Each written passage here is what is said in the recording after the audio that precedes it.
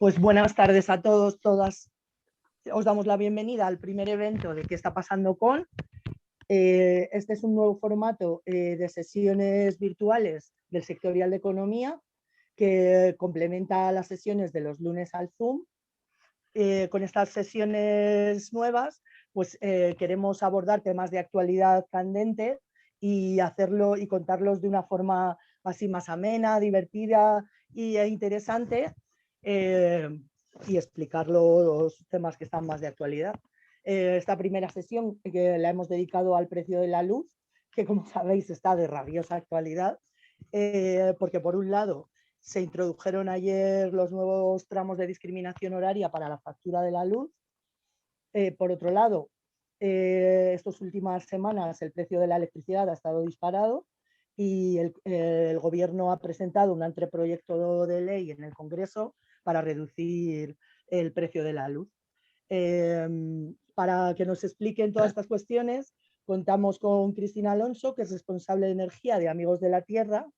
Y en primer lugar, querríamos darles la enhorabuena por su reciente victoria contra la petrolera Shell en La Haya, que es una sentencia histórica que dictamina que Shell tiene que reducir sus niveles de CO2 en un 45%, ¿sí?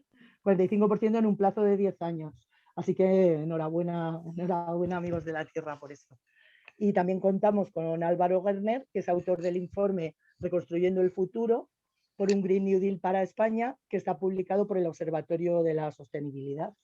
Una vez que hayan acabado las dos intervenciones, iremos dando paso a las preguntas, iremos recogiendo turnos en el chat y os iremos dando paso uno a uno para que podáis formularlas. Y ya sin más dilación, pues vamos a dar paso a Álvaro, que nos va a aclarar un poco las cuestiones técnicas sobre cómo se fija el precio de la luz y demás cuestiones. Así que adelante, Álvaro. Pues nada, muchas gracias, Chris, por la introducción y básicamente es un poco lo que ha comentado Chris, lo que quiero comentar yo. Si nos tenéis que quedar con un par de mensajes de esta parte o de esta parte de la charla, el primero sería que el precio de la luz está muy alto ahora y vamos a explicar por qué, y B, el precio de la luz va a bajar en los próximos años. Y ahora vamos a ver por qué. Voy a compartiros un momento un gráfico porque ayuda bastante a entender cómo se fija el precio de la luz. Creo que ahora mismo todos podéis ver esta pequeña diapositiva que utilicé en otra presentación similar. Y aquí podéis ver que el precio de la luz se fija en lo que se conoce como un mercado marginal. Este tipo de mercado básicamente es que todas las plantas van ofertando la energía que van a producir en una hora de un día determinado, pues van diciendo, pues yo voy a meterle 500 megavatios hora a la red y yo 1 gigavatio hora, tal. Lo van haciendo y van diciendo, pues yo lo hago por 15 euros el megavatio, yo por 50, yo por 70. Y se van poniendo todas en orden y después Red Eléctrica tiene una curva de demanda de la electricidad que han previsto, pues a tal hora va a haber tanta demanda. Entonces hacen el cruce entre la curva de oferta y la curva de demanda y la última planta que entra, la última planta en entrar de estas que está ofreciendo pues 15 megavatios hora a 70 euros, por ejemplo, el megavatio hora, pues es la que marca el precio para todas las demás. Este es el mecanismo básico que existe para fijar los precios de la luz en el mercado mayorista que se conoce desde, creo que la reforma del año 97, si no recuerdo mal, es un mecanismo que se utiliza en toda Europa y que tenía mucho sentido cuando está muy diseñado para unos mix energéticos que estaban compuestos fundamentalmente de centrales de gas, carbón y en algunos casos centrales nucleares o incluso hidroeléctricas en la mayor parte de los países europeos y que, bueno, que como podéis ver en este gráfico, yo creo que lo dejo un poco más y después ya lo quito para que me veáis a mí, que a lo mejor es más entretenido. Es muy... las centrales de carbón y las centrales de gas tienen unos costes marginales relativamente parecidos porque pues, tienen que comprar el combustible, tienen que pagar por el CO2 que emiten, por que hay un mercado de CO2 europeo donde tienen que comprar licencias para emitir una cierta cantidad de CO2 a la atmósfera. Y entonces, y lo que pasa es que el gas natural contamina más o menos la mitad que el carbón. Entonces, este tipo de mercados en los últimos años, por ejemplo, han sido bastante útiles en toda Europa porque han permitido que, como el precio del CO2 ha subido mucho, desde los 5 euros que estaba en más o menos 2014 a los 25 que llegó a subir en 2018 y ha seguido subiendo a más o menos hasta ahora, hasta los 55 euros que estaba estos días, lo que permite eso es que como el gas contamina menos, aunque la materia prima generalmente es algo más cara, pues se produce un efecto sustitución y las eléctricas tienen que sustituir producción eléctrica con carbón por producción eléctrica con gas. Esto ha servido para que tanto en Gran Bretaña como en España como en Alemania, por poneros 3 países, se reduzcan muchísimo las emisiones de CO2 y es una cosa buena de este sistema de fijación de precios, por así decirlo, que como normalmente pues nos metemos bastante con él y decimos todas las cosas malas que tiene, sí que quería mencionar en primer lugar qué cosas buenas tiene. Dejo de compartir pantalla y bueno, esto es como el básico de cómo funciona este sistema y a partir de aquí, pues como habéis visto, había grandes desequilibrios entre lo que cuesta producir un megavatio hora, en este caso, de electricidad con centrales de carbón o con centrales de gas y lo que cuesta producirlo con las renovables, por un lado, que se entran, como sabéis todos, pues tanto el sol como el viento son gratis, nadie les cobra por utilizarlo, y entonces entran a un precio muy bajo. Con el agua pasa algo similar, porque las centrales hidroeléctricas en su día se construyeron en España en muchos casos por parte del Estado y utilizando mano de obra esclava durante el franquismo, y después se les dieron en concesiones a las eléctricas. Entonces las eléctricas no han tenido que pagar demasiado, por así decirlo, por la mayor parte de las presas que hay en España. Y después las nucleares pasa algo similar, que las empezaron a construir las eléctricas en los 80, si no recuerdo mal, en su mayoría, y eran tan caras que recibieron varios rescates, de tal manera que la infraestructura de las nucleares, que es lo caro, ya ha sido amortizada y ahora solo tienen que pagar por el uranio que le tienen que meter regularmente y la seguridad que necesitan, entonces son también bastante baratas. Esto produce unos desequilibrios que se conocen como beneficios caídos del cielo, porque habéis visto que el gas y el carbón tienen un precio muy superior a la hidroeléctrica y a lo nuclear, y entonces toda esa diferencia es dinero que hasta ahora las eléctricas se estaban llevando muerto, así de gratis, se estaban llevando del orden de 3.000 millones de euros al año, se calculaba, gracias a este sistema, que es una de las razones por las cuales la factura eléctrica en España es tan cara. Hay más. Y bueno, ya habiendo entendido un poco cómo funciona en general el sistema eléctrico, vamos a ver cómo se puede bajar el precio de la luz y por qué va a bajar el precio de la luz en los próximos años. En primer lugar, en el largo plazo va a bajar porque las renovables, que habéis visto que son muy baratas y que entran muy baratas en el mix, cobran una retribución que va aparte de este sistema, porque las renovables son lo contrario a una central de gas. La renovable tiene un coste fijo muy alto porque tú construir un molino de viento pues es una torre de hormigón y acero de 100 metros con unas palas gigantescas, es caro, mientras que una central de gas es una central relativamente barata y lo que pasa es que la eólica, por ejemplo, no tiene que pagar por el combustible y el gas sí. Entonces, para garantizar la rentabilidad de este tipo de instalaciones y darles una retribución más acorde a su estructura de costes, se han creado en España unas subastas que tuvimos una hace recientemente, que lo que hacen es que las distintas instalaciones que se van a instalar dicen, pues yo voy a vender durante los próximos 15 años la electricidad que produzca a 25 euros el megavatio hora, yo a 27, yo a 29.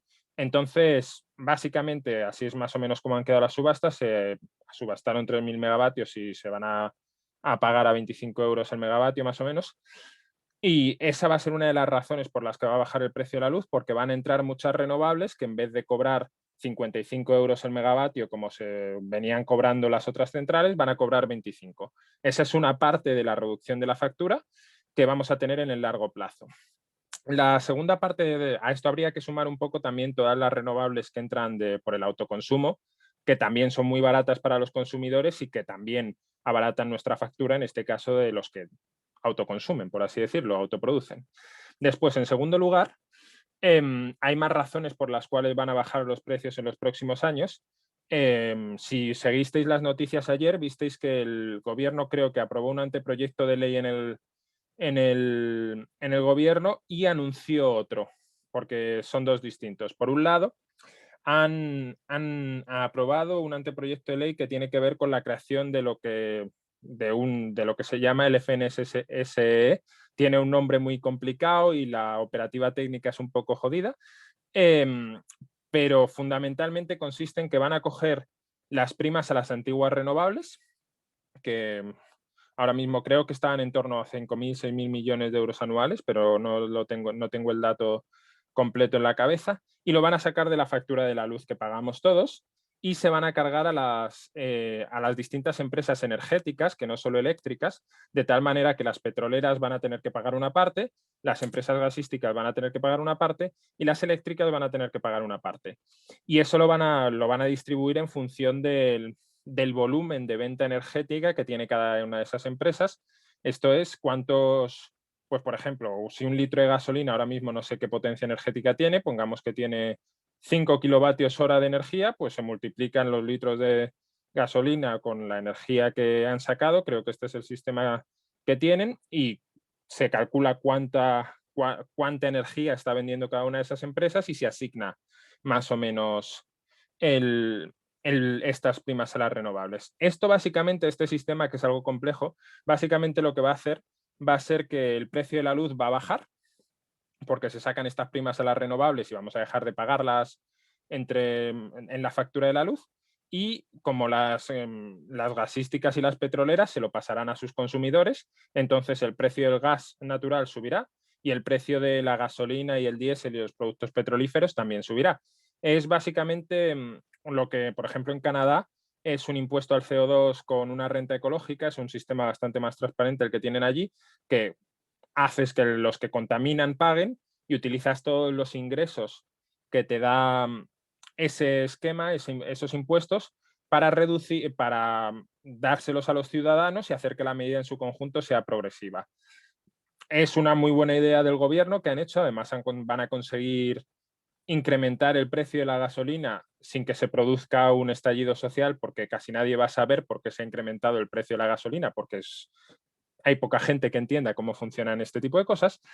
Y a la vez van a conseguir que se baje la factura de la luz y van a conseguir apropiarse de por qué se ha bajado la factura de la luz. Y a este esquema, que a priori va a ahorrar como un 15% de la factura de la luz, el otro día le sumaron otro esquema que, pues habéis visto lo de los beneficios caídos del cielo que os comentaba anteriormente. Ese diferencial que el gas y el carbón tienen que, entre los costes del gas y el carbón y los costes de la hidroeléctrica y la nuclear, eran esos beneficios caídos del cielo, y lo que está pasando estos últimos días estos últimos meses es que el gas natural tiene un precio muy alto por distintas razones, y también el precio del CO2 se ha disparado también por distintas razones, que pues motivos especulativos, la salida del Reino Unido y distintas razones por las que ha empezado a subir el precio del CO2 en los mercados internacionales. Y el caso es que eso ha hecho que las centrales de gas marquen unos precios mucho más altos, que se han ido hasta los 80 euros por megavatio hora, y que las hidroeléctricas y las nucleares estén cobrando pues esos 80 euros por megavatio hora cuando antes cobraban 50. Lo que ha dicho el gobierno es, cuando se crearon las hidroeléctricas y las nucleares, las empresas no tenían la expectativa de cobrar un dividendo por el CO2 que emitiesen el resto.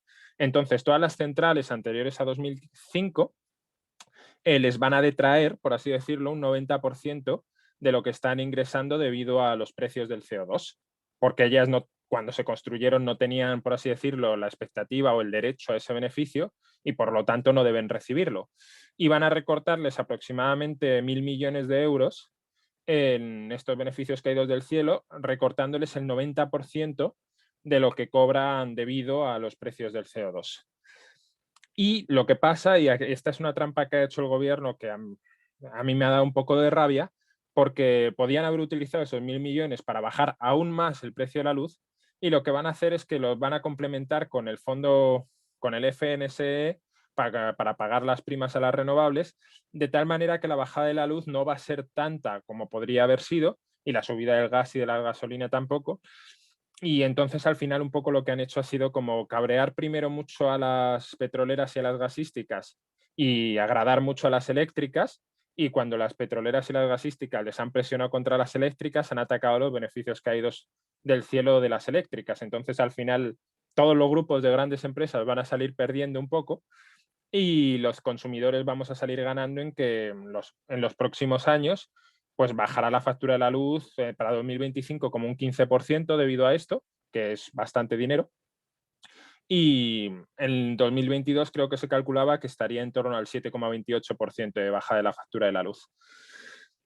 Esto es el corto plazo y el medio plazo, y a eso después habrá que sumarle todo lo que lo bajen las renovables. Por ejemplo, bueno, os acordáis que el año pasado, debido al poco consumo que hubo, las renovables marcaron muchas veces o completaron casi el mix en muchas ocasiones, y el precio de la luz era muchísimo más bajo que este año. Pues eso es lo que pasará en el largo plazo, pues conforme vayamos avanzando, más bajarán los precios. Así que esta es un poco la razón o las razones por las que los precios estaban altos hasta ahora. Es un poco la forma en la que van a bajar en los próximos años, y bueno, ya a partir de ahí, pues quedó. Después comentamos lo que queráis y preguntáis lo que queráis, lo que no se haya quedado claro.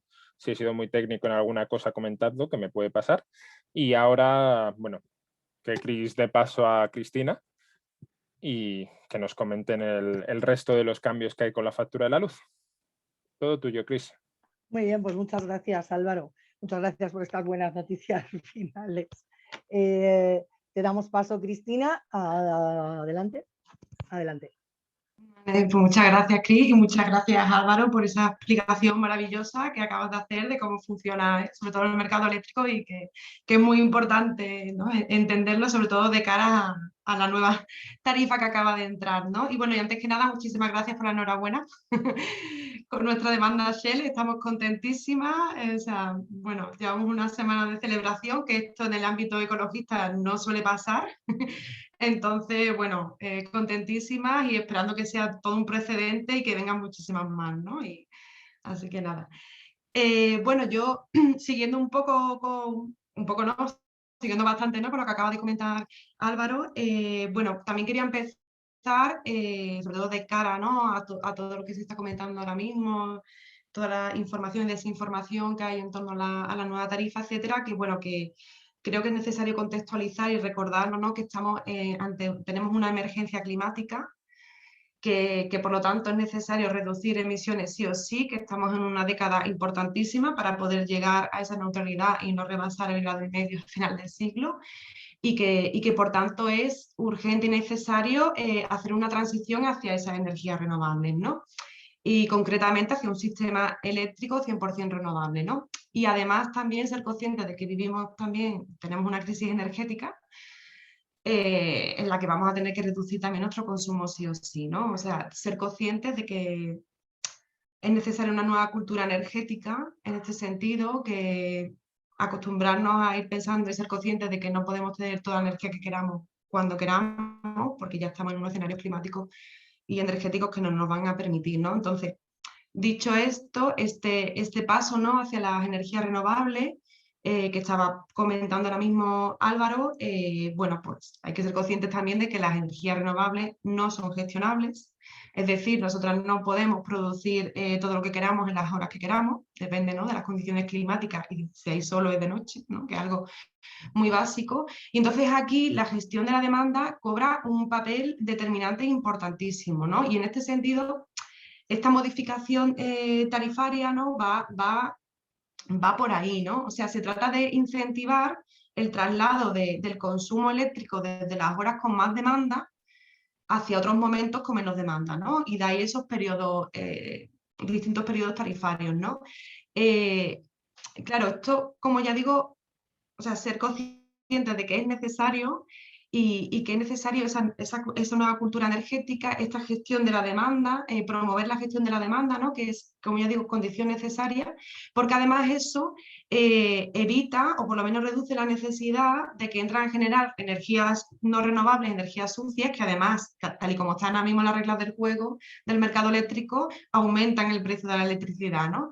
Entonces, o sea, creo que es necesario, ¿no? hacer esa, no sé, esa toma de conciencia, ¿no? Y bueno, con todo ello decir bueno, que por ahí va, ¿no? esa nueva tarifa, de esos nuevos periodos tarifarios, y que acostumbrarnos en todo lo que podamos, pues precisamente de trasladar esos consumos, ¿no? Y gestionando la demanda.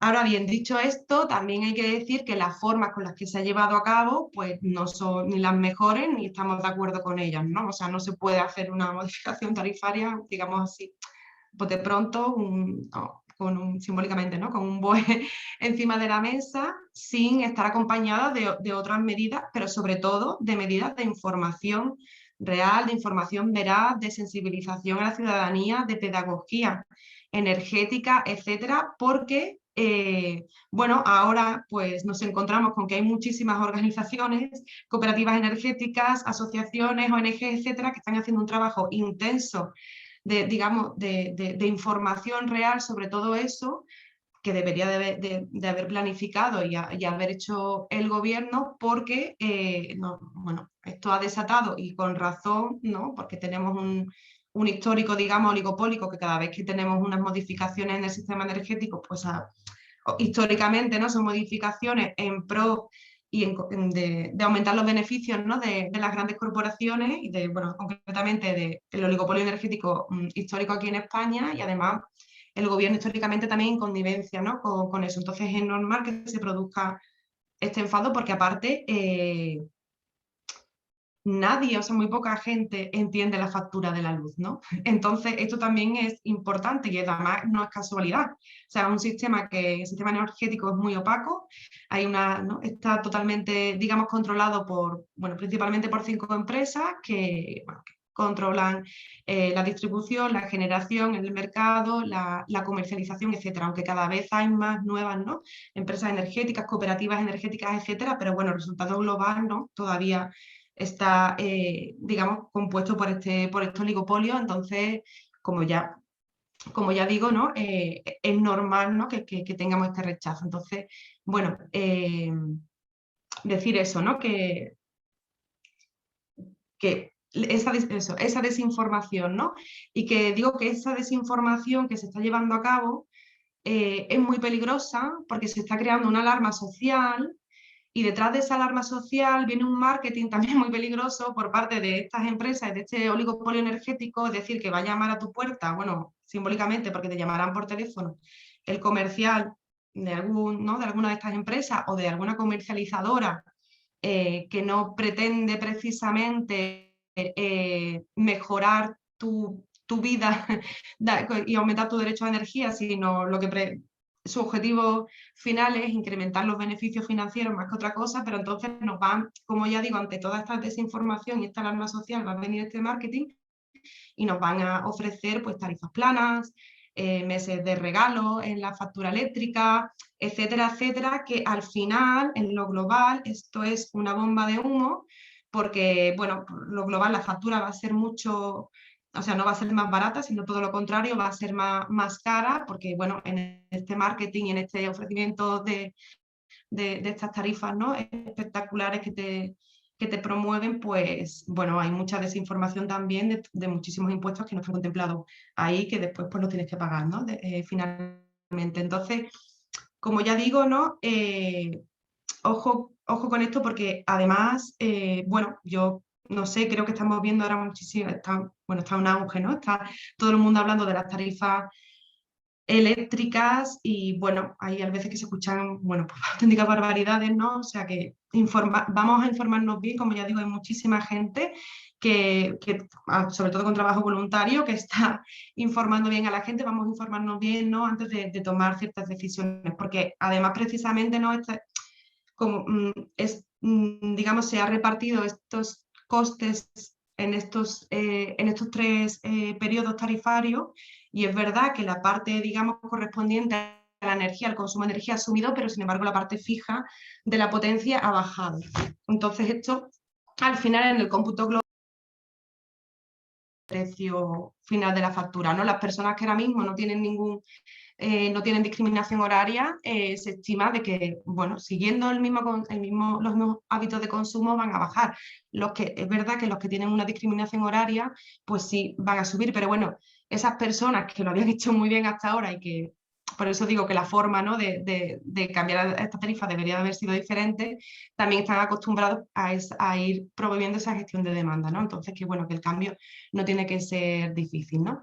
Entonces, por otro lado, también dicho esto, por supuesto, hacen falta muchísimas otras reformas legislativas en materia energética muy importantes, muy urgentes, como se viene denunciando y señalando históricamente, ¿no? O sea, en primer lugar, las reglas del mercado eléctrico, ¿no? Que, como ya decía, es controlado por las grandes empresas de combustibles fósiles, que además son las que imponen el precio final de la energía, todo esto genera unos sobrecostes que a su vez son trasladados a la factura eléctrica, ¿no? Que ahora, como también comentaba Álvaro, ¿no?, se han anunciado estas reformas que abaratarán el precio final de la energía eléctrica, pero que sin embargo vamos a tener que esperar un tiempo, ¿no?, cuando esta reforma es importantísimo y lo único, a lo mejor, bueno, lo único no, entre otras cosas con las que no estaríamos de acuerdo, que está muy bien encaminada, es que debería de haber sido tramitada de forma urgente, porque estamos hablando de bajar el precio de la luz bueno, sabemos la situación de pobreza energética que vive España, etcétera. Entonces, todo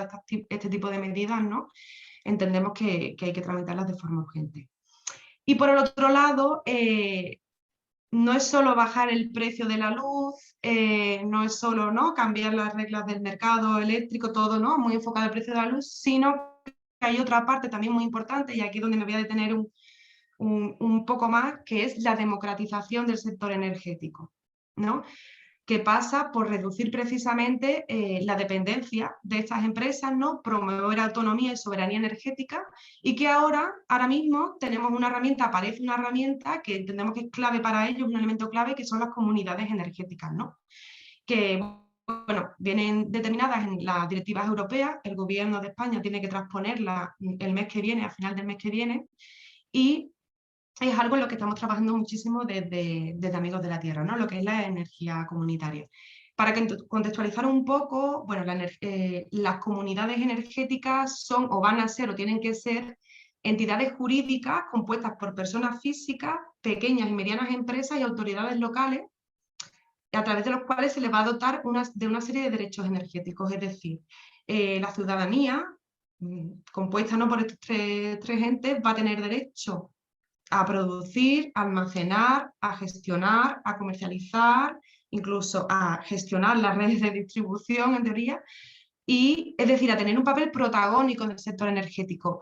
Lo digo porque ahora mismo también está muy en debate la transición energética hacia las energías renovables, que es necesaria y urgente, pero el cómo se está haciendo también es importante tenerlo en cuenta, no solo en términos de biodiversidad, que ya sabemos, ¿no?, el tema de los megaproyectos, etcétera, que necesitamos una planificación más ordenada y limitar, ¿no?, territorialmente, etcétera, sino también la participación ciudadana de cara en esa transición energética, ¿no? Entonces, como ya digo, las comunidades energéticas para eso son elementos clave. Claro, ¿esto qué pasa?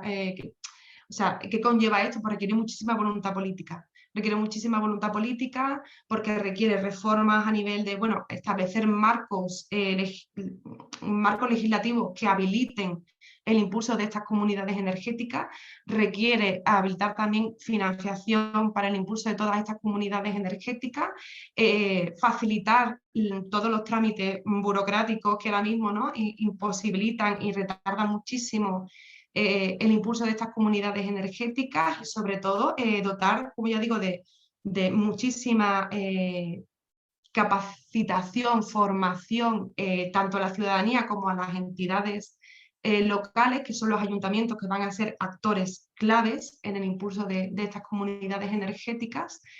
Y como ya digo, es necesario ese compromiso político. Es decir, nosotros lo que demandamos desde Amigos de la Tierra, por ejemplo, es que, bueno, aparte de que todo esto es necesario, para que esto se pueda llevar a cabo, y para que es necesario adquirir un compromiso real, digamos, para adquirir ese compromiso real en la planificación de, por ejemplo, de instalaciones de energía renovable, que aparecen tanto en la Ley de Cambio Climático como en el PNIEC, aparece, ¿no? Bueno, pues esa planificación hasta 2030, ¿no? De energía renovable. Nosotros demandamos que dentro de esa planificación tiene que haber un subobjetivo vinculante para la energía comunitaria. Porque si no, van a ser casos aislados, no se va a dar el impulso que se necesita y nos vamos a encontrar en 2030 con una transición renovable, pero oligopólica. Vamos a seguir, ¿no? en el mismo sistema. Entonces, bueno, ya para ir terminando, ahora sí que voy a compartir un momentito pantalla porque nosotros hemos realizado un informe, una investigación, donde hemos tenido resultados sobre la capacidad de potencia o de energía general por parte de las comunidades energéticas, ¿no? Entonces, ¿se ve la pantalla? Sí, Cristina, se ve perfecta. Vale. Bueno, primero voy a poner... Ahora, voy a poner, porque creo que esto es importante, la definición de comunidad de energía renovable, ¿no? Que como ya decía, son entidades jurídicas basadas, y es que esto es muy importante, ¿no? En la participación abierta y voluntaria, que tienen que ser autónomas y controladas efectivamente por personas socias o miembros que se encuentren, ¿no?, en las proximidades de los proyectos, que tienen que ser propiedad de dichas entidades jurídicas y que estas personas, ¿no?, son personas físicas, pequeñas y medianas empresas, autoridades locales, ¿no?, incluidos los municipios, y cuya finalidad principal tiene que ser proporcionar beneficios ambientales, económicos o sociales, es decir, por encima de intereses de beneficios financieros. Entonces digo que esto es importante porque es necesario definir las comunidades energéticas bien, o sea, por ahora se mencionan, pero hay que trasladarla a la legislación y definirla de forma jurídica, darle base jurídica para precisamente limitar la participación en estas comunidades de energía renovable a estos entes, ¿no? A la ciudadanía, a las pequeñas y medianas empresas y a las autoridades locales. O sea, y de alguna forma evitar, ¿no?, de que empresas con otros ciertos intereses también en términos financieros, estratégicos del sector energético, de alguna forma puedan cooptar también estas figuras, ¿no? Entonces, en este sentido, hemos realizado una investigación que, bueno, está el informe publicado y quien quiera mayor profundidad tiene el informe, y quien quiera mayor profundidad pues me puede preguntar todas las dudas que genere, ¿no? En términos globales, los resultados son, bueno, nosotros hemos hecho nos hemos centrado a nivel urbano y a nivel rural, porque entendemos que son contextos diferentes y es necesario contextualizarlo, ¿no? A nivel urbano nos hemos centrado en energía solar fotovoltaica en tejados y cubiertas. Y a nivel rural, en un mix energético de energía fotovoltaica también en tejados y cubiertas, pequeña y mediana eólica y biomasa a pequeña escala, ¿vale? Entonces, con todo eso, esos cálculos, bueno, y sobre todo, bueno, modelos matemáticos económicos, ¿no?, porque también nos hemos basado en la rentabilidad y en los recursos energéticos de cada territorio, bueno, pues se arrojan resultados como estos, ¿no?, que para 2030 se podrían generar pues hasta en torno a 149.000 gigavatios hora.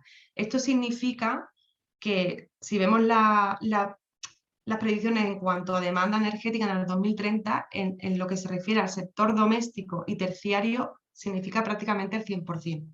Entendemos que esto en 10 años es complicado porque requiere de reformas legislativas, y estos procesos de comunidades energéticas, como están basados también en procesos participativos de empoderamiento ciudadano, son más lentos, pero sí que reclamamos que al menos un 40% si el gobierno se comprometa mediante objetivos vinculantes en su legislación a llevarlo a cabo.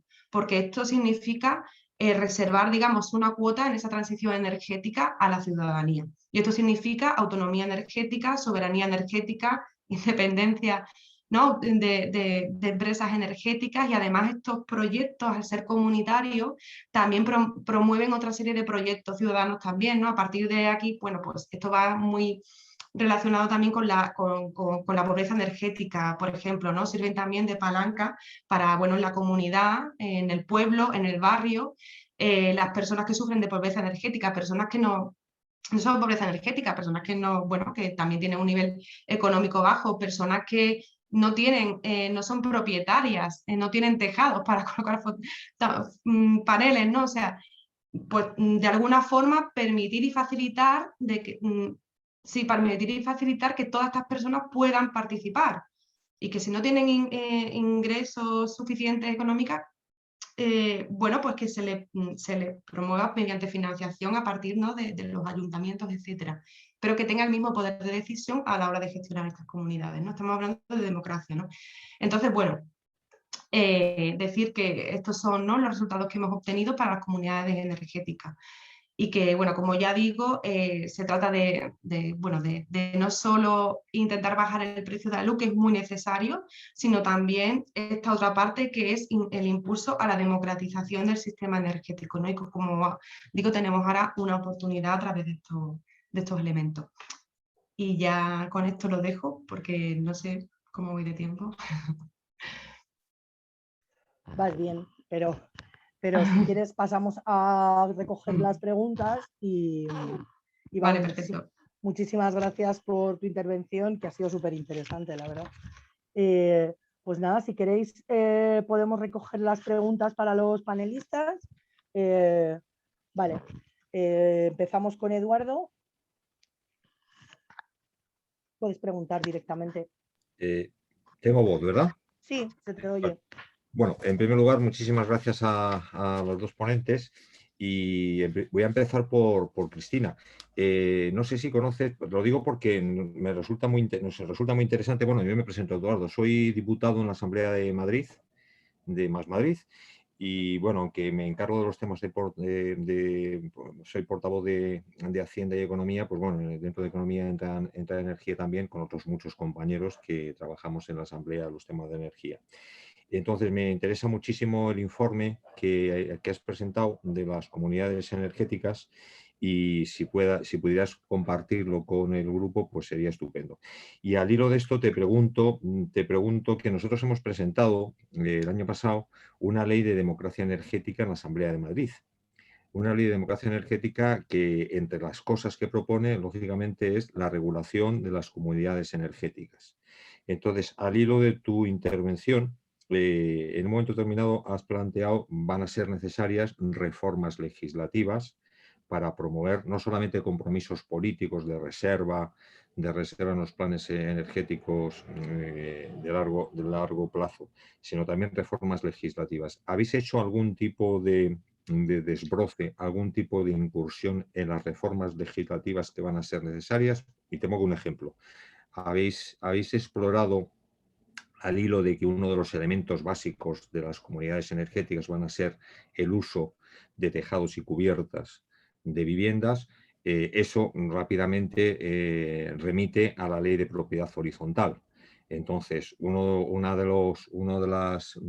de los espacios institucionales de convivencia ciudadana donde más necesidad de estimular procesos ágiles y democráticos y digitalizados de toma de decisiones son las comunidades de vecinos. Yo digo siempre que el que ha ido a una asamblea de comunidades de vecinos ya tiene aprendido prácticamente el 80% de lo que va a haber luego en una asamblea regional o en un congreso de los diputados, ¿no? Pero ¿habéis avanzado algo en el tema de las reformas legislativas implicadas en el proceso de comunidades energéticas? Y luego, si queréis, hago todas las preguntas y así ya me callo para siempre. Luego, Cristina, yo soy un forofo de todas las acciones, de todos los instrumentos institucionales, es decir, no soy me gusta utilizar todo tipo de instrumentos políticos, sean los judiciales, sean los parlamentarios, sean los informativos, sean las movilizaciones sociales. Y en este caso soy un forofo también del trabajo en la jurisdicción, en la justicia, de la defensa de los derechos ambientales porque tengo la opinión, que creo que podéis compartir vosotros también, de que el derecho a un aire limpio forma parte de los derechos básicos humanos, ¿no? Entonces, soy un forofo de recopilar sentencias donde los derechos ambientales sean sean reconocidos, y desde la famosa sentencia del aeropuerto de Heathrow en Londres, donde se paralizó, que también lo hizo Amigos de la Tierra, lo consiguió también Amigos de la Tierra en el Reino Unido, pasando por la sentencia del Tribunal Constitucional alemán reciente que reconocía derechos ambientales de las generaciones presentes y futuras, pasando por sentencias del Tribunal Supremo donde reconocía que la contaminación había tenido un efecto claro y evidente en el fallecimiento de una niña. Es decir, que el tema de la incorporación de los derechos ambientales en el corpus esencial y básico de los derechos humanos, me gustaría que me contase si tenéis alguna reflexión al respecto, porque de hecho hay ya un relator de las Naciones Unidas para el tema de incorporar los derechos ambientales dentro de la Carta de Derechos Humanos. Y ahora ya voy directamente con lo que comentaba Álvaro. Vamos a ver. En todas las reformas, en toda la caracterización de cómo se generan los costes del sistema eléctrico, porque Cristina nos ha hablado de la tarifa, hay un tema que es el tema del mercado marginalista. Es decir, el mercado marginalista, por decirlo en términos coloquiales para los que nos están escuchando, consiste en que si uno necesita consumir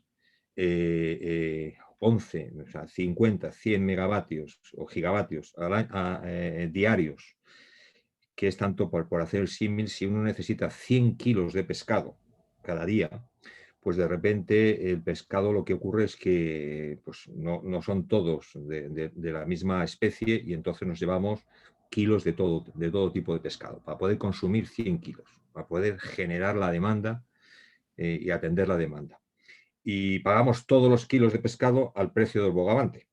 Bueno, esto es lo que está ocurriendo actualmente en el mercado marginalista. Es decir, que el kilovatio hora que cuesta más dinero generar, debido a que utiliza tecnologías muy obsoletas y contaminantes, es el que está fijando el precio al que hay que pagar a ese oligopolio al que hacía referencia Cristina, de 5 grandes empresas que generan el producto, en este caso el kilovatio hora.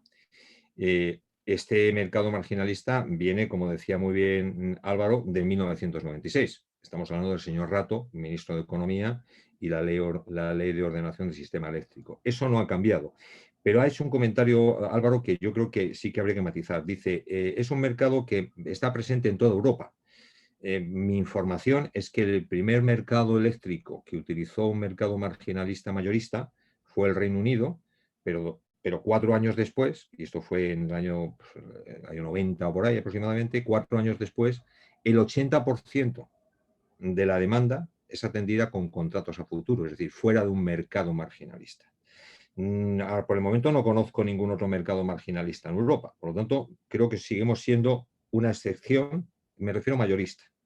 Un mercado mayorista del kilovatio. Pero bueno, es algo que que te pregunto por aquello de que tengo la información, que no la tengo actualizada, Álvaro, seguro tú eres bastante más experto que yo, pero sí me gustaría matizar esto de que está presente en toda Europa. Y luego claro, hay un sistema alternativo, y el sistema alternativo creo que es... Perdón, Edu. Perdona que te corte. Es que yo creo que es mejor que vayamos contestando a las preguntas, porque si no nos hacemos... Es que nos vamos acumulando y entonces... Perfecto, venga. Perdona, Sí, no tengo... No. Disculpa. Soy yo, Cristina, soy yo el que os... Ya, sí. Entonces dejamos que Cristina conteste, si te parece, y si quieres luego después retomamos temas. Adelante, Cristina. Vale, bueno, pues a ver si me...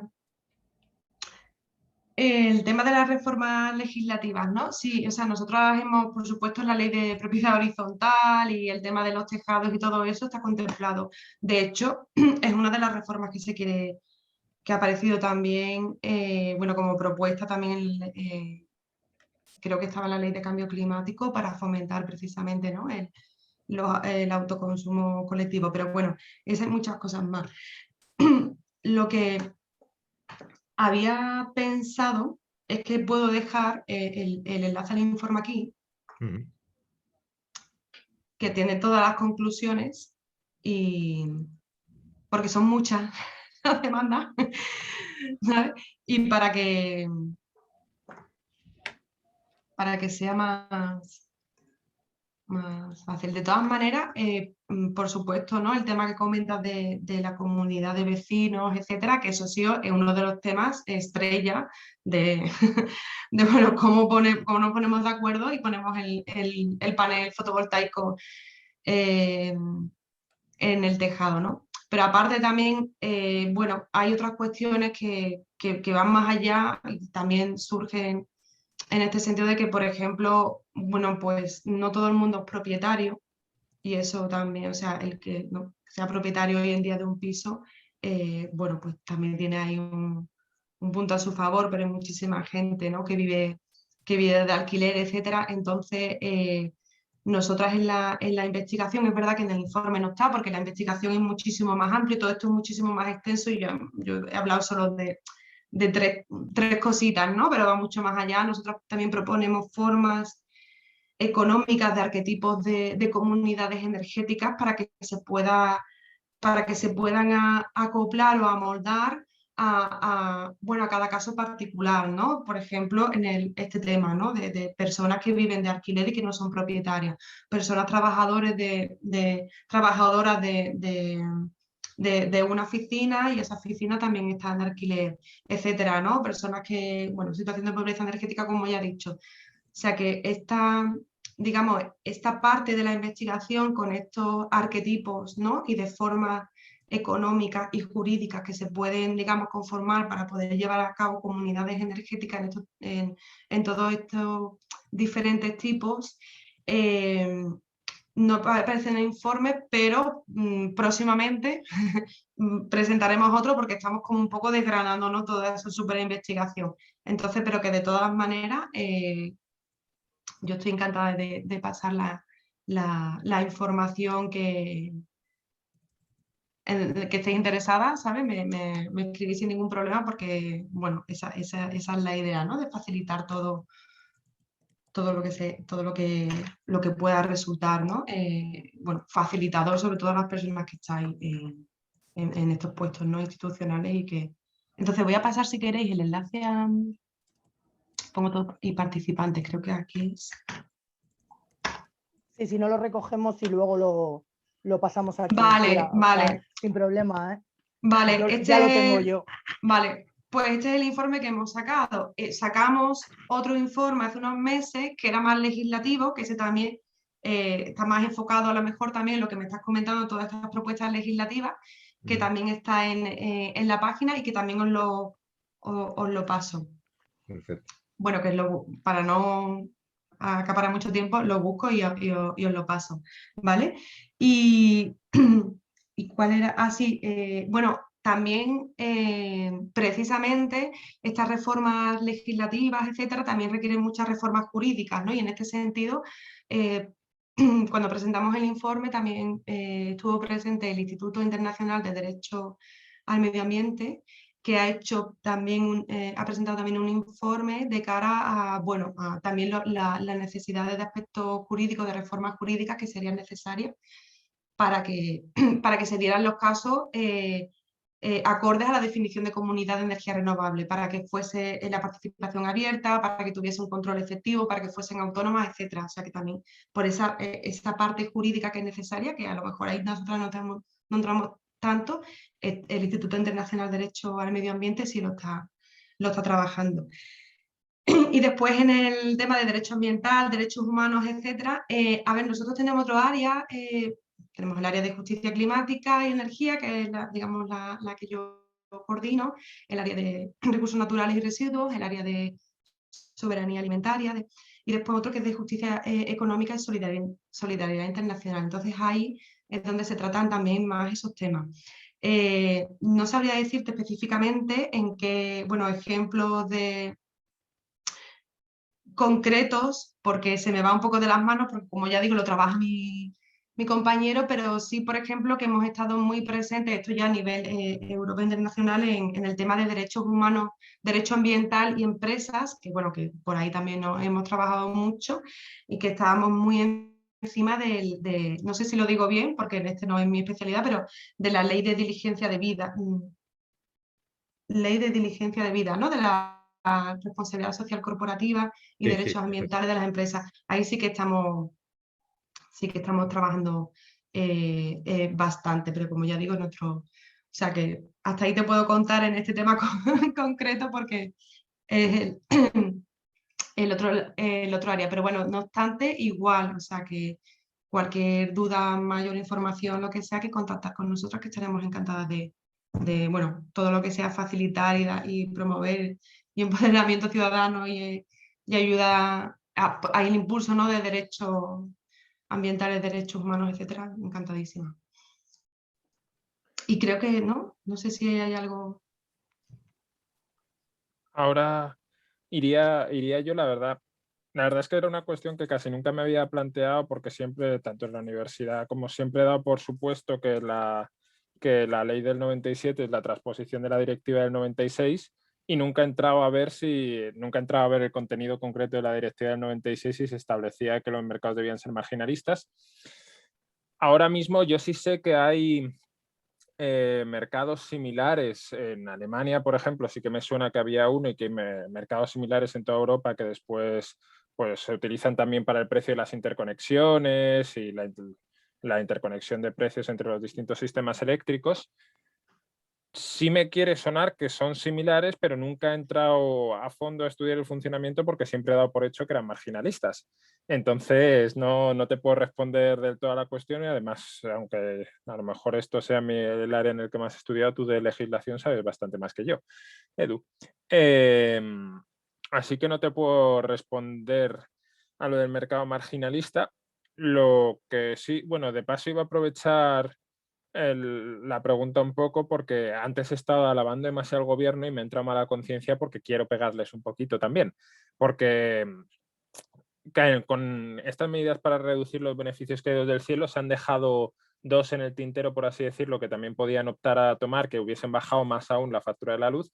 La primera, a ponerle un precio máximo a lo que podían cobrar las nucleares o las hidroeléctricas, igual que se hizo con los costes de transición a la competencia o similar, de una manera similar a como se hizo con los costes de transición a la competencia, para bajar aún más, para que no cobra, porque ahora van a dejar de cobrar la prima por el CO2, pero van a seguir cobrando la prima por el gas. Si el gas tiene un precio muy alto, se van a seguir beneficiando. Entonces, por ahí podían haber hecho más. Y en segundo lugar, lo que no creo que aborden, porque iría demasiado contra las eléctricas, es el recuperar las concesiones hidroeléctricas conforme vayan caducando, que empiezan a caducar en esta década, básicamente, y que podría ser también un impulsor de la transición energética, en tanto en cuanto las hidroeléctricas se pueden gestionar o para maximizar beneficios o para maximizar la penetración de las renovables en la red, utilizándolas como almacenamiento, como compensación de las renovables. Pero con respecto a la pregunta de la legislación, la verdad es que ahora mismo me has pillado en bragas. Y por otro lado, y aprovechando que estoy hablando, si queréis os voy a pasar a todos el formulario de evaluación del evento y ahí nos podéis comentar pues qué os ha parecido, si cómo os habéis enterado, que también nos sirve de cara al futuro para mejorar la difusión. Y también si queréis uniros al sectorial, que es algo que os animamos a hacer porque tenemos muchos proyectos muy guays que vamos a empezar a hacer a partir de ahora y que ya estamos haciendo, pues podéis poner ahí vuestro contacto, ya sea de WhatsApp, Telegram o email y decirnos que os queréis unir y os contactaremos. Así que os pongo el formulario por el chat y si queréis, pues rellenadlo y comentando si queréis entrar. Y perdón por si me he extendido demasiado. Muy bien, gracias Álvaro. Voy a dar una lista de la gente que va a ir entrando y así vamos cerrando. En primer lugar estaría Sacobe, después Verónica y después hemos recogido varias preguntas por el chat de Ángel Ruiz y de un espectador anónimo. Entonces, vamos a dar paso a Sacobe y las preguntas que tenga. Sacobe, ¿puedes empezar? Sí, muy rápido, son dos preguntas. Habías comentado, Cristina, el tema de que, bueno, que las renovables en realidad no se pueden gestionar la producción, es decir, dependemos de, bueno, cuándo sale el sol, cuándo sopla el viento, etcétera. Sí me gustaría preguntaros si en el estudio que habéis realizado habéis hecho algún acercamiento al almacenamiento. Y me explico. Bueno, estaba viendo el otro día el caso de Australia, que está generando un sistema en red de almacenamiento que podría estar un poco en ese sentido, es decir, en el sentido de intentar generar almacenamiento suficiente para precisamente, bueno, hasta cierto punto compensar esos problemas que tienen las renovables a la hora de generar. Y luego, una segunda pregunta, yo creo que para los dos, para Álvaro y para Cristina, es si en los cálculos que se han realizado de las comunidades energéticas, si se ha contemplado primero, si estamos hablando solamente de paneles o de algún otro tipo de generación solar, ¿vale? Si en esos paneles se está contemplando la productividad y si además luego se están utilizando otro tipo de espacios. He visto desde carriles bici o pasarelas de peatones, etcétera, donde se podría generar o maximizar todavía más el espacio dedicado a la producción de energía solar. Nada, muchas gracias.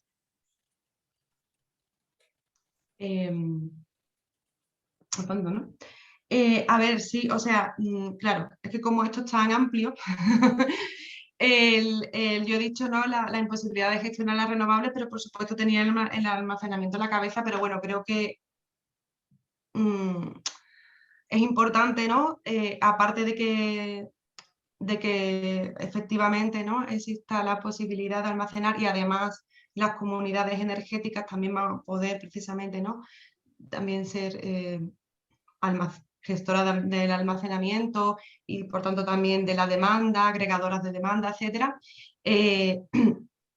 En ese sentido, el estudio no lo contempla porque nos hemos centrado principalmente en las comunidades energéticas que ya a falta de legislación se están desarrollando basadas en el autoconsumo colectivo, ¿vale? Nos hemos basado en la autoproducción, ¿vale? Después, porque creemos que, bueno, que ahora mismo hay que darle un gran impulso a esto, sobre todo porque, bueno, creo que es como el paso primero y donde se están realizando más iniciativas que van por delante, ¿no?, de incluso de la legislación. Ya vemos, ¿no?, barrios con energía comunitaria, pueblos que hacen iniciativas de este tipo. De hecho, bueno, nosotros tenemos también en la web de Amigos de la Tierra una microsite que es dedicada a comunidades energéticas y ahí incluso tenemos también, tenemos un mapeo de las iniciativas de comunidades energéticas basadas en autoconsumo colectivo, como ya digo,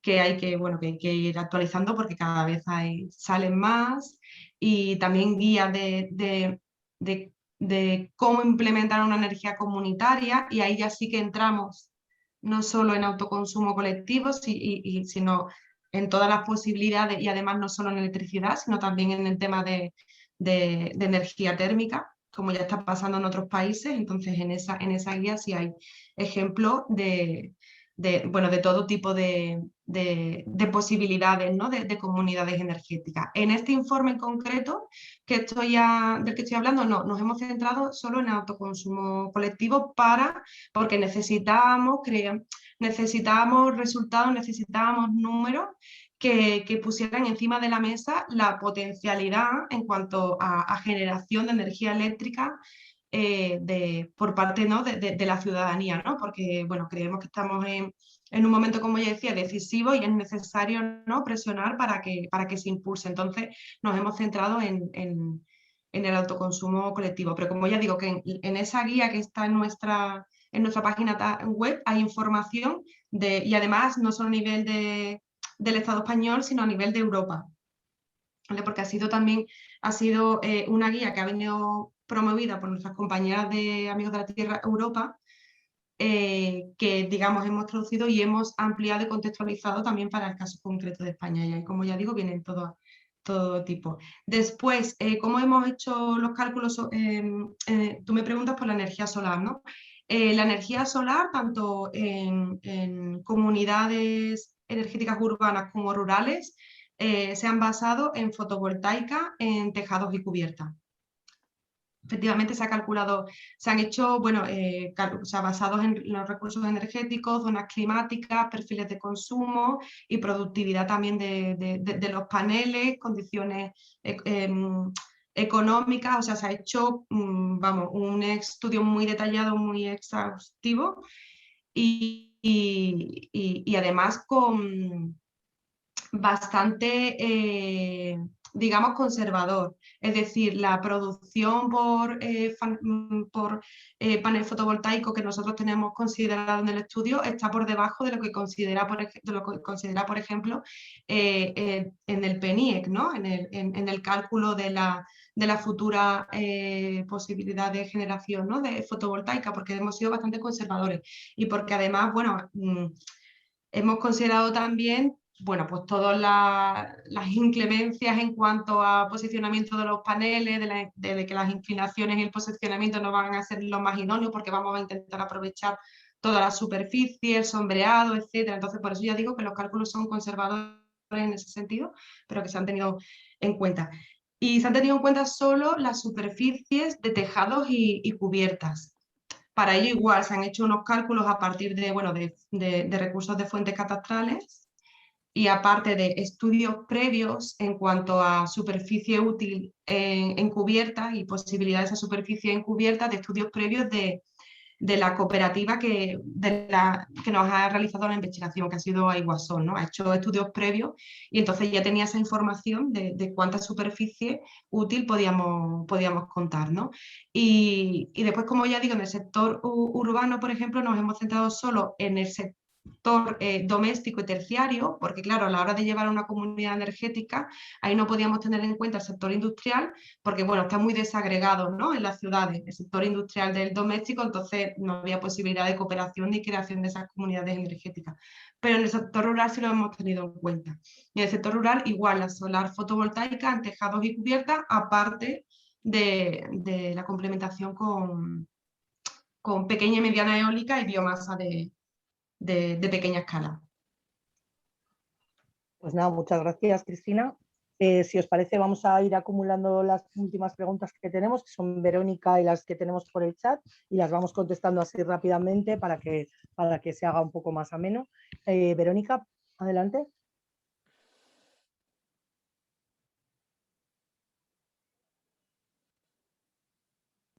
Verónica, tienes que quitarte... Ah, perdona, ahora, sí, ahora, disculpa, ahora. Es que se me había levantado la mano, pero no tenía ninguna pregunta, perdón. Ah, vale, pues de acuerdo. Pues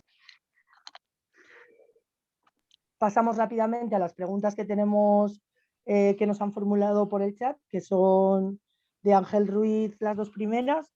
La primera tiene que ver con las placas solares, dice qué interés pueden tener las eléctricas en que instalemos placas solares. A largo plazo parece que no obtendrían beneficio por ello, ¿no?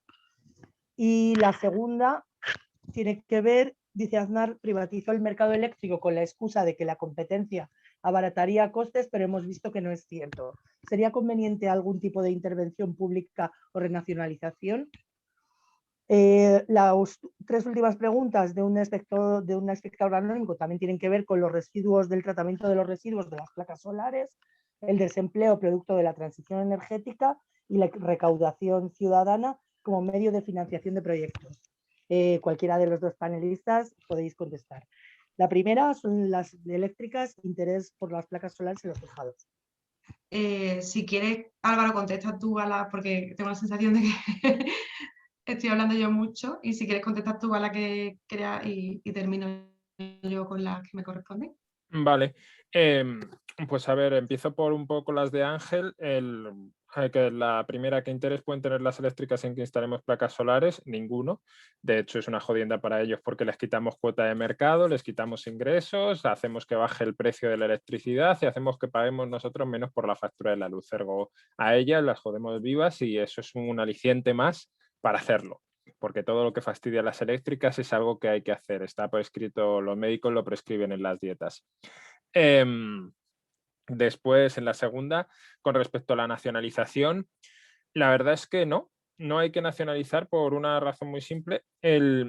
Las eléctricas ahora mismo tienen varios tipos de activos. Tienen centrales de gas y de carbón, nucleares e hidroeléctricas.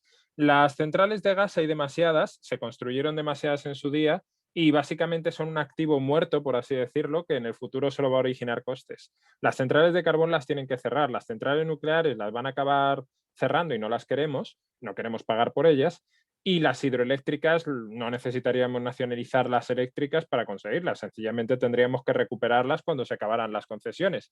Entonces, para fastidiar, por así decirlo, a las eléctricas, valdría con recuperar el único activo valioso que realmente tienen, que son las hidroeléctricas cuando fueran caducando las concesiones, y el resto que se lo coman ellos, los costes de desmantelamiento y todo lo que va a tener.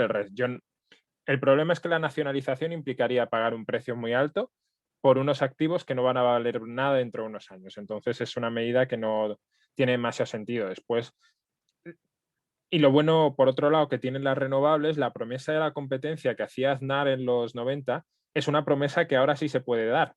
Ahora con las renovables es mucho más fácil que haya competencia que cuando tenías un sistema con plantas de gas, plantas de carbón y con macroplantas que requieren una logística muy bestia y tal.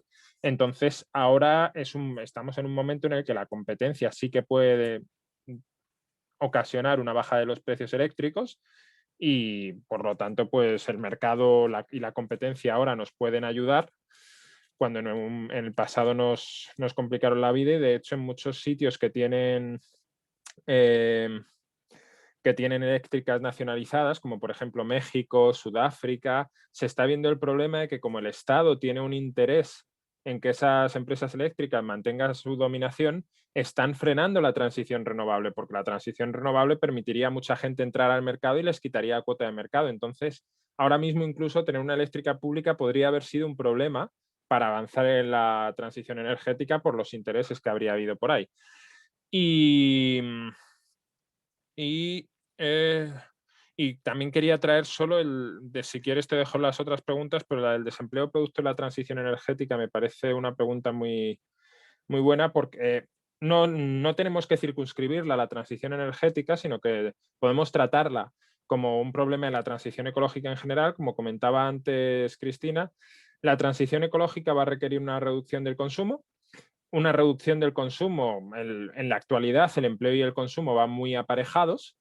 Si hay más consumo, hay más empleo, se genera más producción, se contrata más gente, etcétera. La teoría keynesiana más clásica que hemos oído muchas veces.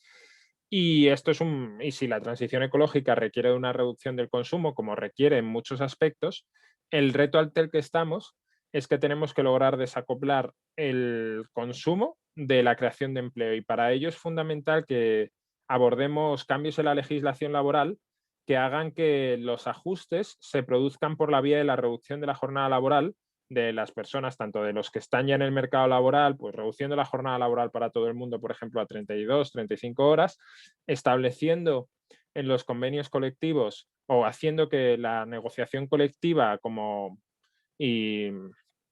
resultado preferente, por así decirlo, dé como resultado reducciones de la jornada laboral cuando haya problemas en la producción, como pasa en Alemania. Por ejemplo, una manera de esto es implantar la cogestión. Estoy diciendo así muchas cosas muy bestias, esperando que más o menos os suenen de algo. Y en tercer lugar, favoreciendo que en los contratos a tiempo parcial no sean solo una manera de precarizar a la gente, sino que sean también un derecho, porque hay muchos momentos en los que una persona puede decir, pues a mí no me apetece trabajar tanto. Pues esas personas que tengan derecho a trabajar menos horas es una cosa que está ahora mismo establecida en Holanda, que tienen mucha contratación a tiempo parcial y son el país en el que menos se trabaja de media de Europa, trabajan por debajo de 30 horas semanales, y eso ayuda en todos los casos a hacer que los ajustes se hagan por la vía de reducir la jornada laboral y no reducir el empleo. Y me parece una pregunta muy, muy buena, muy oportuna, y el resto se las dejo a Cristina, que he dejado,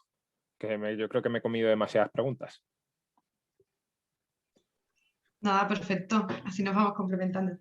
Vale, sí, yo por complementar también a lo que dice Álvaro sobre el interés de las empresas, los paneles fotovoltaicos, lo que manda el médico hay que seguirlo, como dice Álvaro, pero sí que es verdad, porque ahora, y esto va muy en relación a lo que comentaba antes, que la necesidad, y esto tiene que estar financiado y planificado por el gobierno y trasladado a las comunidades autónomas y trasladado a los ayuntamientos. La necesidad de la formación, alfabetización energética a la ciudadanía, etcétera, ¿no? Y lo digo porque ahora, ante esta desinformación también, incluso, ¿no?, con las comunidades energéticas, el autoconsumo, etcétera, bueno, hay empresas que aparecen, que no son de las más malas, pero bueno, que aparecen y te dicen, tienes un tejado, déjanoslo que nosotros hacemos la revolución, ¿no? O sea, esto no es el objetivo de las comunidades energéticas, ni es el objetivo, ¿no?, de democratizar el sistema energético. ¿Por qué? Bueno, porque al final, de alguna manera, quieren seguir, ¿no?, estando presentes o tener parte del control. Entonces, bueno, lo que te lleva es que sigues teniendo una dependencia a través de un contrato con esa empresa.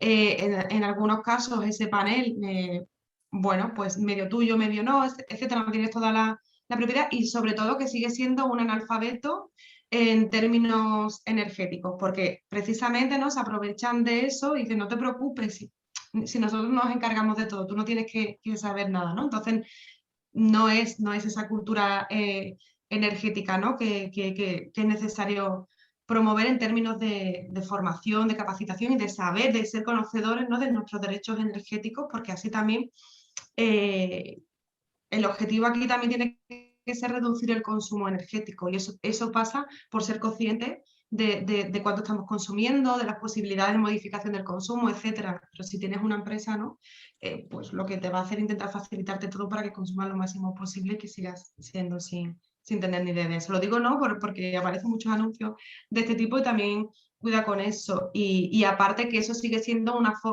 bueno, al final algo muy individual, ¿no? Tengo mi panel, no me enteré nada, y también el objetivo, como ya decía, de las comunidades energéticas precisamente es crear comunidad, barrios, municipios, etcétera, porque se van a crear unas condiciones también y se va a aumentar la resiliencia de esas comunidades, que es muy importante y una de las herramientas más importantes de cara a los futuros escenarios climáticos, ¿no?, y de adaptación. Después, por otro lado, también, como habéis comentado del desempleo y todo eso, que yo muy de acuerdo con lo que ha dicho Álvaro, es necesario desagregar el consumo de la creación de empleo, o sea, es hiper necesario, ¿no? Pero sin embargo, eso sí fue una de las cosas que tuvimos en cuenta en la investigación. Y voy a compartir pantalla un momento para ponernos los datos que teníamos en términos de precisamente eso, de creación de empleo, ¿no? No era creación de empleo como tal, porque lo que se produce es una relocalización de ese empleo. A ver si lo encuentro, si no, bueno, lo mando, no pasa nada, no quiero... aquí, ¿ves? Bueno, esto, porque en la investigación hubo una parte de comunidades energéticas, pero hubo una primera parte que solo estaba enfocada a autoconsumo fotovoltaico, ¿no?, de paneles de tejados y cubiertas, ¿no? Entonces, en ese sentido, veíamos que, bueno, que los resultados que obteníamos económicamente pues mejoraban, con indicadores macroeconómicos, pero en cuanto al empleo, ¿no?, pues si se llevaba a cabo toda esa instalación de paneles, se podían crear hasta, bueno, en torno a 10.000 nuevos empleos. No son nuevos empleos, como ya digo, porque, ¿no?, bueno, ya lo ha explicado Álvaro anteriormente perfectamente, pero sí algo que creo que es importante, que es la relocalización de esos empleos a pues esas comunidades, esos territorios, ¿no? Y por el otro lado, también otra cosa que no he tenido en cuenta, pero que decirlo ahora, pero que creo que es muy importante, es que también hicimos unos cálculos de si se podía llevar a cabo una financiación de la rehabilitación energética de los edificios, porque, bueno, sabemos que la rehabilitación energética es muy importante cuando hablamos de eficiencia energética, cuando hablamos de reducir consumo y cuando hablamos de pobreza energética, ¿no? Entonces vimos que efectivamente, en el caso de las comunidades energéticas urbanas, prácticamente todas las detectadas se obtenían unos resultados económicos a través de la venta de los excedentes de la producción de energía, que resultando un potencial de rehabilitación de casi del 55% del parque de vivienda. O sea que era un dato muy importante, ¿no?, a tener en cuenta también. Y después, pues, creo que lo de los residuos, ¿no? Creo que estaba por ahí. Es verdad, eso es, vamos, los residuos. Bueno, aquí está Lodia, que es experta en eso, que seguramente tiene muchísimo más que aportar que yo, pero ese es uno de los problemas. Entonces, hay posibilidades, nosotros esto no lo hemos tenido en cuenta en la investigación, en otras cosas, porque a la hora de ver o de analizar cuáles eran las mejores soluciones, no teníamos datos de cuántos recursos en materiales necesitaríamos para cada tipo de tecnología, ¿no? En términos, no teníamos esos números, se requería otra investigación, que bueno, que también la tenemos en mente, la llevaremos a cabo próximamente. Entonces lo que hicimos fue centrarnos en pues cuáles son las que, digamos, menos emitirían y teniendo en cuenta el ciclo de vida, ¿no? de todo el tipo de tecnología. En el caso de los residuos, existen ya posibilidades, porque de hecho creo no, porque el otro día me lo estuvieron contando, que los paneles fotovoltaicos que se están instalando, que se van a instalar en la Cañada Real, precisamente son paneles fotovoltaicos reciclados. Entonces, que existen esas posibilidades, porque aquí al final, ¿no? El objetivo es reducir al máximo la cantidad de recursos materiales que vamos a necesitar para esa transición hacia energías renovables, ¿no? Porque a reducir al máximo, pues después tendremos menos residuos. Entonces, en ese sentido, esas posibilidades que ya están en la mesa en el caso concreto, por ejemplo, de paneles fotovoltaicos, ¿no? de paneles fotovoltaicos reciclados, es decir, con materiales reciclados, disminuyendo con todo ello la cantidad de residuos. Y en el caso de, por ejemplo, de energías eólicas, lo que también proponemos es, bueno, repotenciar lo que haya antes de realizar, ¿no? Instalaciones nuevas, ¿no? Entonces, en ese sentido también, y bueno, la pequeña y mediana eólica teniendo en cuenta también bueno, pues también la cantidad, ¿no? de recursos que se necesitarían. Entonces, bueno, ya te digo, eso es lo que te puedo contestar en torno a los residuos, porque qué pasa con los residuos después, eso ya no lo tenemos contemplado en la investigación, pero promover sobre todo el reciclaje de los materiales a la hora de llevar a cabo, especialmente los paneles fotovoltaicos, porque es donde más fácil es. No sé si se me queda alguna pregunta. Yo creo que no. Yo solo quería comentar una cosa, a ver si la persona que lo ha hecho todavía no se ha ido, porque está echándole un vistazo al formulario y alguien ha puesto que sí quiere unirse al sectorial, pero no ha dejado contacto y está interesado en cooperativismo y ha puesto a rellenar el formulario a las 8:11. Si lo puede esa persona volver a rellenar poniendo el contacto, será más fácil contactarla después para ir al sectorial, porque si no va a estar un poco jorobado. Vale, y eso quería comentar. Vale, Si pues no gracias. sé si hay más preguntas, Cris. Sí, tenemos Ángel ST con la mano levantada y yo creo que con esto ya cerramos, si no hay nadie más que tenga más preguntas. Y Teo acaba de levantar la mano. Pues si queréis, Ángel y Teo, y cerramos el lote de preguntas. Adelante, Ángel. Hola, Kay, buenas tardes. ¿Me oís bien? Sí. Sí, mira, primero daros las gracias porque me ha parecido muy interesante esta charla, este debate, esta tertulia, digamos, para más que nada por tener una visión global de todo lo que conlleva el asunto, el tema energético, sobre todo para los profanos en la materia. Yo quería dar un poquito, girar un poco ese tema y centrarme un poco más en el aquí y ahora, concretamente en la factura que nos viene ya a los ciudadanos a partir de este momento, que creo que se ha hablado poco de ello, me parece, en este debate. Entonces yo veo concretamente que la potencia tendrá dos periodos, el periodo punta y el periodo valle. El periodo punta de 8 de la mañana, no hablo de la potencia, luego hablaré del consumo. Es que la potencia, hablamos de dos periodos. La potencia de 8 de la mañana a 12 de la noche, de lunes a viernes, y luego tendríamos el horario valle de potencia de 12 de la noche a 8 de la mañana todos los días laborables, excepto los sábados, domingos y festivos. Y luego el consumo, lo que se abona por el consumo, sí que habría tres, efectivamente, sería el horario punta, el llano y el valle. El punta sería de 10 de la mañana a 2 de la tarde, a las 14 horas, y de 6 de la tarde a 10 de la noche, de lunes a viernes.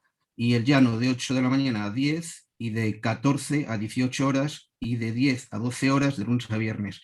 Y el valle de 10 a 8 horas, de lunes a viernes, y completo sábados y domingos. Entonces, mi pregunta es, mirándolo así un poco por encima y leyendo algunas cosas que he podido recopilar, veo que, por ejemplo, el precio por la potencia contratada en periodo valle es un 95% inferior al del periodo punta, y que el precio del término de energía en el periodo llano es un 69% inferior es un 69% inferior, y en el periodo valle un 95% inferior al precio de la energía en punta. Me parece un trabalenguas, pero bueno, quiero decir que hay mucha diferencia de un periodo a otro.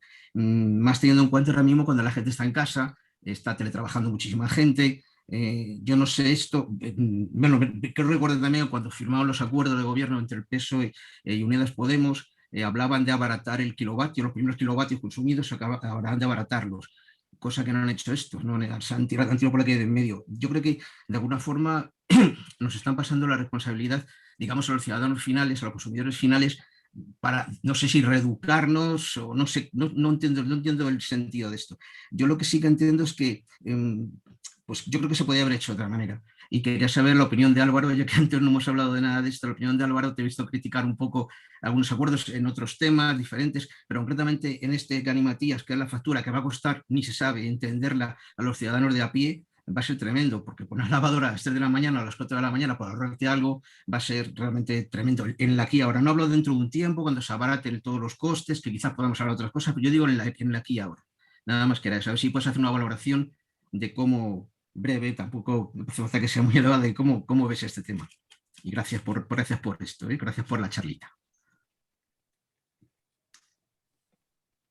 Álvaro. ¿No damos paso a Teo? ¿No acumulamos? Damos paso a Teo. Venga, Teo. Yo casi prefiero a Álvaro que conteste porque lo mío es una sugerencia. Vale. Me reafirmo en la calidad de la sesión. Contesta y entro yo. Perfecto, Vale. gracias. Pues entonces, un momento, recuerdo que se ha quedado una pregunta sobre recaudación ciudadana como medio de financiación sin responder y ya no tenemos más. Jacobe, vale. No has vuelto a levantar la mano, ¿verdad? No. Vale, Vale, yo creo que se la ha dejado puesta. Venga, antes. pues adelante. Pues contesto ahora, Galimatías, de la factura.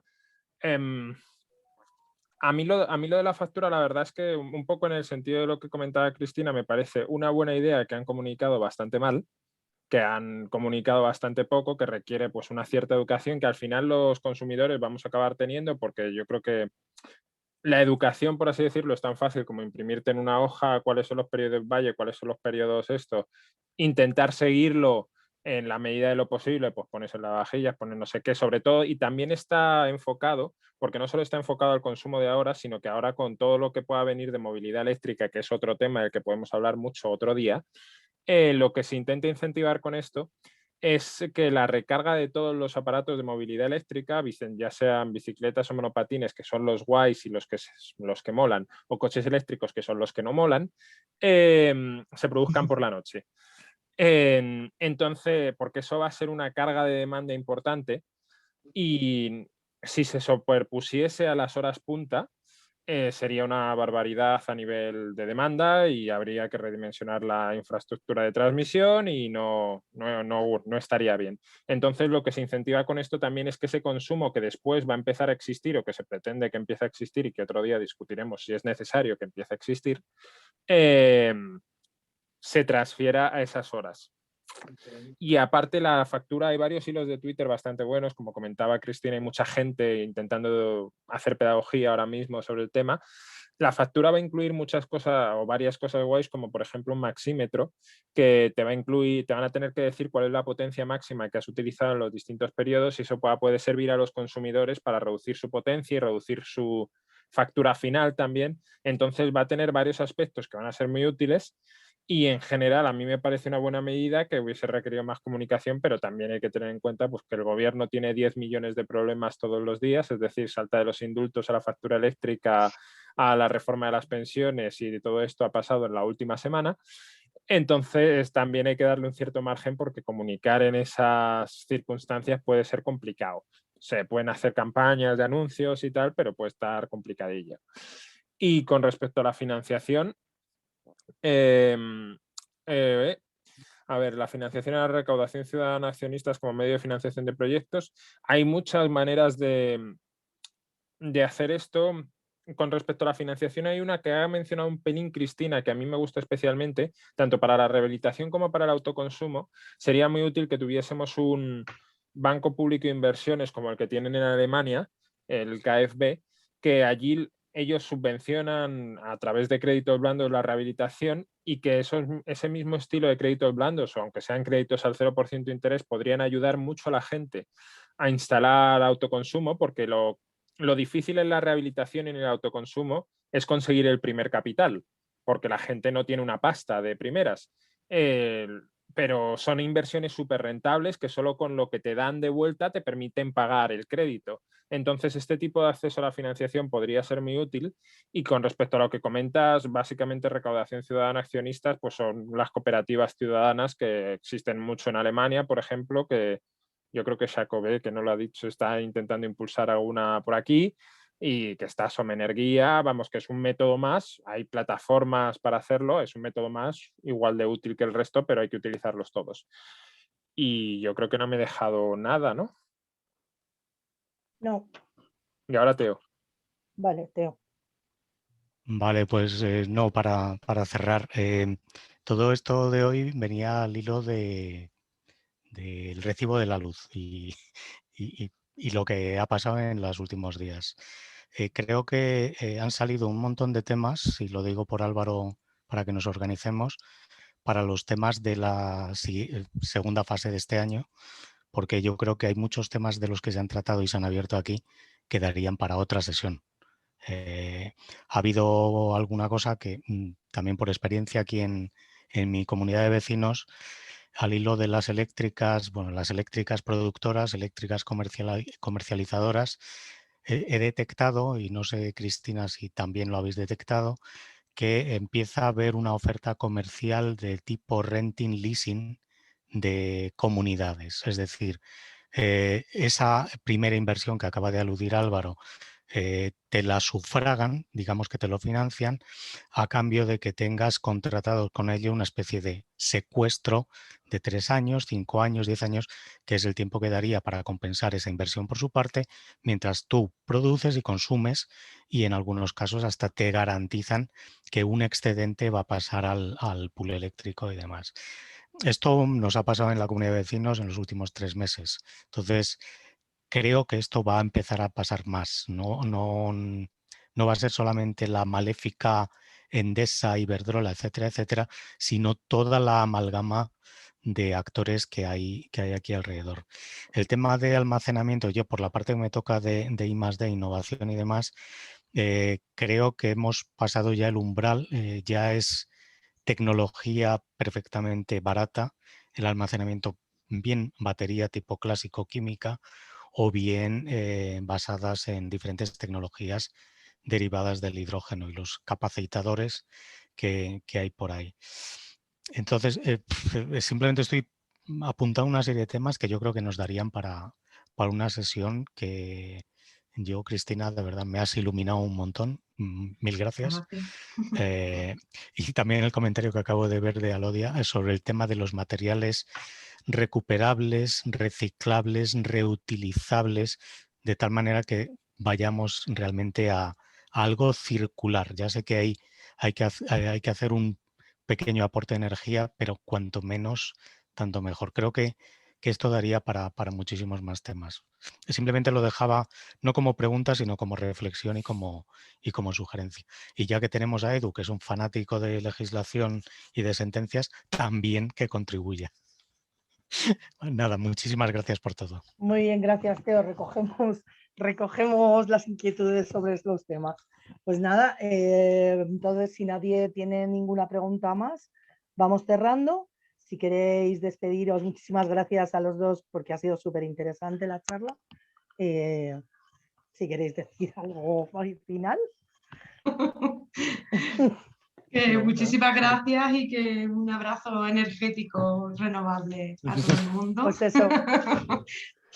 Pues nada, muchas gracias. Esperamos veros a todos en la próxima sesión de qué está pasando con, y os agradecemos mucho vuestra presencia esta tarde. Muchas gracias a todos. Muchas gracias a todos. Hasta luego. Hasta luego. Hasta luego.